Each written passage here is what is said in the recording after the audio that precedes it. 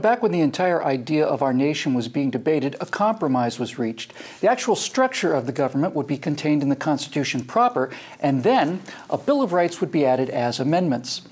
Now, the Bill of Rights, the first 10 amendments to the Constitution, have been the bulwark of the defense of our liberty since the Constitution was written. But for many years now, and dramatically in the last 5 years, these rights are under frequent attack and are suffering extreme, if not fatal, erosion. So, in this three-part trifecta, we will look at 3 amendments and how they're being undermined. Today, the First Amendment. In the second segment, we'll look at the Fourth Amendment.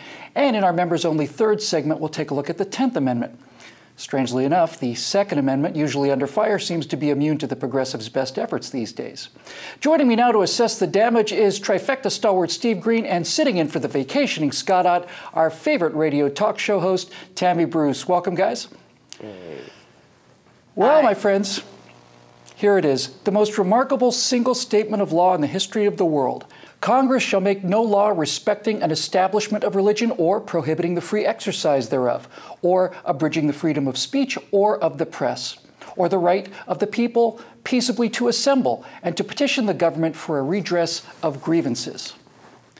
Now, Steve, as I said, there have been infringements upon this in the past, but the Obama administration really has been shameful here. IRS audits of political enemies continue apace. I know for a certain fact that friends of mine have talked about changing their party registration from Republican to Independent since they're about to launch new businesses and they don't want to be investigated. So, Steve, is it paranoid to assert that freedom of speech is under direct fire if you're on the wrong side in Obama's America? Imagine that. Imagine what that does to productivity growth, to job creation, politics aside.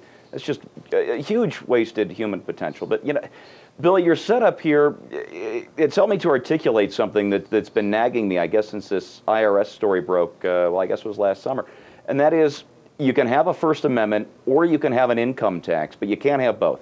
Because eventually somebody, and this isn't a partisan thing, because it could have been either party, but somebody was going to figure out how to politicize the IRS and then use it to hamstring their political opponents, just like we've been seeing. We have President Asterisk. He smashed Ohio. He smashed the GOP. He smashed the Tea Party in Ohio.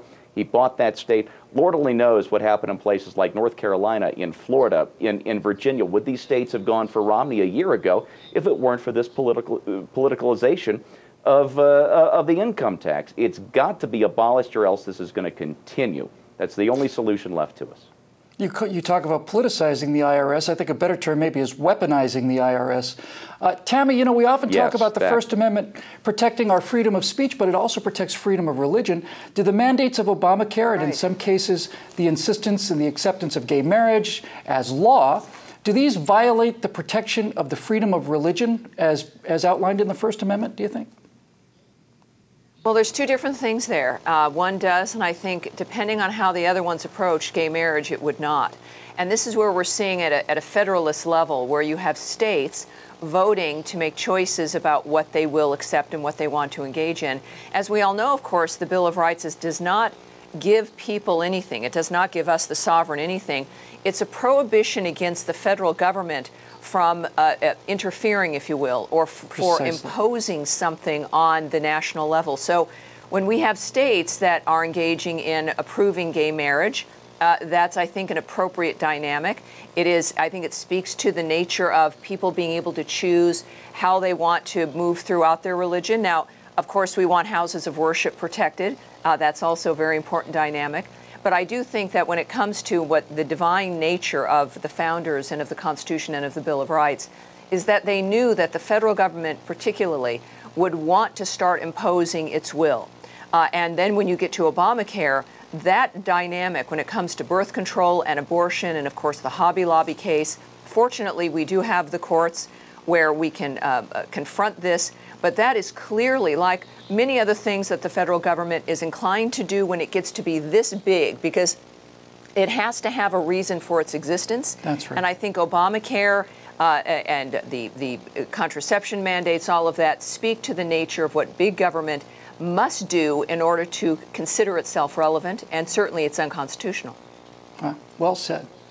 My friends, the freedom to speak freely, in fact, the freedom to think freely, are the cornerstones not only of America's success, it's the foundation upon which the explosion of wealth and happiness seen in the world since World War II is based. It's based entirely on that. Eliminating my freedom of speech does not need to be accomplished by throwing me into a dungeon.